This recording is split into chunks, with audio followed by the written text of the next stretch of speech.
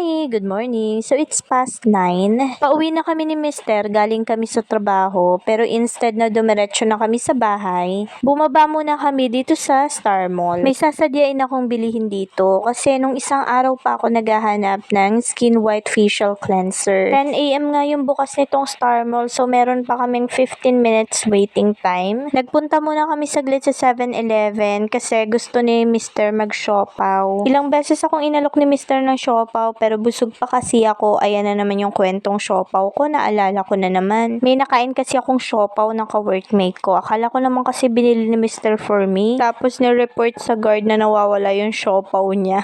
Napalitan naman ni Mister kasi naman bago kami pumasok, nagtatanong si Mister kung gusto ko daw ba ng siopaw. Sabi ko nga ayoko, pero nung break time ko nakita ko dun sa may baunan namin may siopaw. Kaya sabi ko ang sweet naman, kahit ayoko binilihan niya ako. Tapos yun, balitang balita nawawala yung siopaw ng co-workmate ko ni Daddy. Ay, nako. Anyways, ito pala may mochi ako, tsaka hindi ko alam kung anong tawag dun sa isa, pero bigayan ng co-workmate ko, galing siyang Taiwan. So, may pasalubong siya sa amin. Ang sarap nito. Siyon. Thank you, Alodia. Naalala niya kami. Maya-maya nga nag-open na yung Star Mall. So, yan. Dapat papunta ako ng Watsons, pero inawat ako ni Mister. Sabi nga niya sa akin, di ba mas mura kapag sa Pure Gold? Meron din naman yun doon. So, naisip ko nga na baka nga madagdagan yung bibilin ko kapag sa Watson ako pumunta. Kaya, Pure Gold na lang. Tapos, nadaanan namin to. Merong Team Payaman Fair.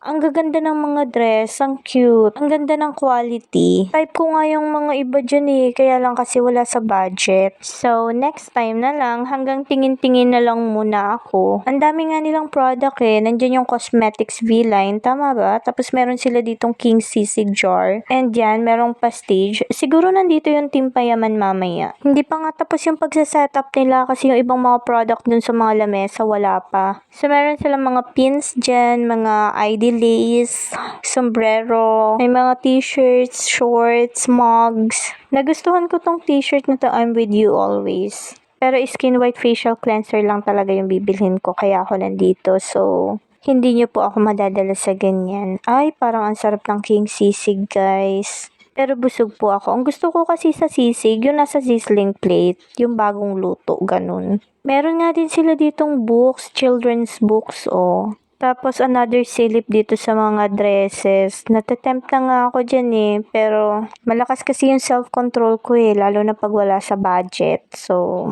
pag uwi sa bahay, tsaka ako pinagsisihan na sana bumili ako kahit isang dress na pink. Ang ganda talaga nun, guys. Tapos dito sa bandang gitna, meron para sa men's and kids.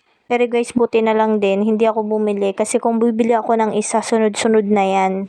Imposibleng hindi ako makatatlo dyan. So yan, may paroleta pa sila at inaayos pa nila yung mga ibang products. Congrats talaga sa akin, hindi ako nagpabudol, guys. Kahit yung mister ko, alam ko kinakabahan siya eh. Kasi iniwas niya nga ako sa Watsons eh.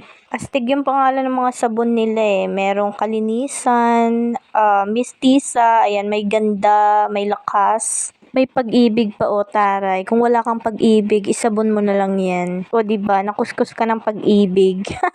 Pumunta nga muna ako dito sa CR, guys. Nakaikot-ikot na ako. Naka-ID pa pala ako. Medyo mainit na nga rin, kaya tinanggal ko na rin tong aking jacket. So, ayan. Ganda-gandahan muna tayo saglit habang naghihintay si Mister sa labas. Tapos yung bag ko, guys, hindi ko napalitan. Kahapon ko pa gamit yung bag na yan. Sana napalitan ko ng white. Mas bagay dito sa outfit ko. Anyways, puntahan ko na si Mister. May pa-bench talaga dito sa CR ng Star Mall. Cute, no? Ito lang yung mall na nakita ko may pa-bench sa loob ng CR, may pa-waiting area. Pero si Mister, syempre, dyan naghihintay sa labas, may pa-bench din dyan. Tapos ito na nga, buti na lang, available siya dito, Skin White Facial Cleanser. Nung isang araw, inisa-isa ko na yung mga drugstore, mini drugstore dun sa Bigte na palengke. Wala talaga akong mabili. Minsan dito sa Pure Gold, out of stocks din sila. Kaya, pag bumibili talaga ako nito, 3 agad. Kasi mahirap siyang hanapin. Madalas wala.